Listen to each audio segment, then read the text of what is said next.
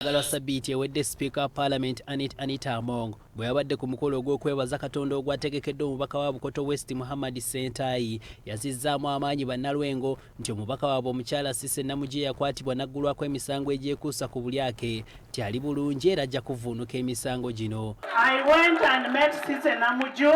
Maama yagenda n'alambula ne Cissy Namujje. She's in good spirit. Ali mu mbeera nnungi. And she's going to be with you. Era agenda kuvaayo, agenda kubeera nammwe mu kaseera katali kanene. That is going to be your woman MP forever. Among bwe yatuuse ku nsonga ezaasibisizza omubaka Namujje yamutendereza n'ategeeza bannalwengo nti ono akira abalala kuba ye waakiri alya n'aleeterako abantu be baakulembera. And you're better off having a child even if she goes and eats something so long as she brings back home. Ofuudako n'omuntu nga bw'agenda n'abaako kaafunye akaleeta ate n'agasa nammwe n'abagabirako abantu b'omu kitundu. Ebigambo bino byayogeza bangi obwama era mu kafubo ke tubaddemu n'akulira oludda olwabula gavumenti mu Parliament Joel Ssenyonyi atabukidde Speaker Among nti ebigambo bye kabonero akalagira ddala nti bannansi essuubi lye balina ery'okulwanyisa enguzi baliggyeyo.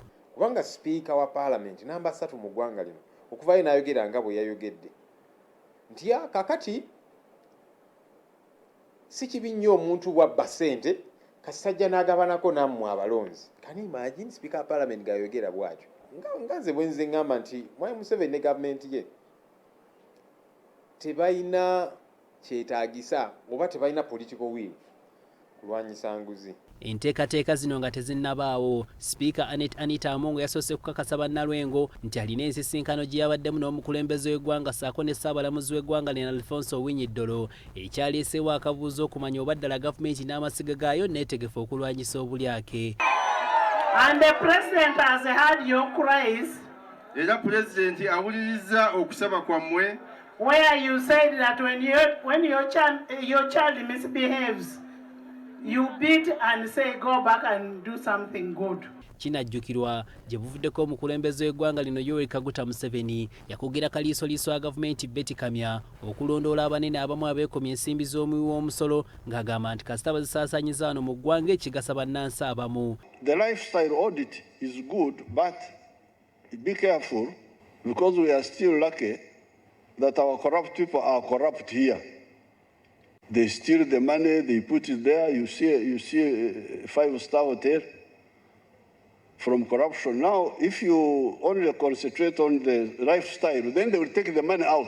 Ssenyonyi bw'ati agamba mpawo kijja kukyuka okuggyako nga bannansi bennyini be bakooye ne beegatta ku bakulembeze baabwe okulwanirira enkyukakyuka. Bwe mutatwegattako mu kulwanyisa enguzi ne fugabbi mujja kukyamukira bukyamukire kati babyogeddeko era at least akyogedde akambuwalidde Speaker naki tekirina kukoma kumukambuwalira.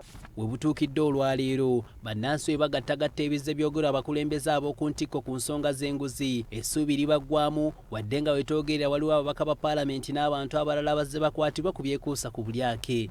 Hasif Sekiwunga, BBS Terefayina ageesigika.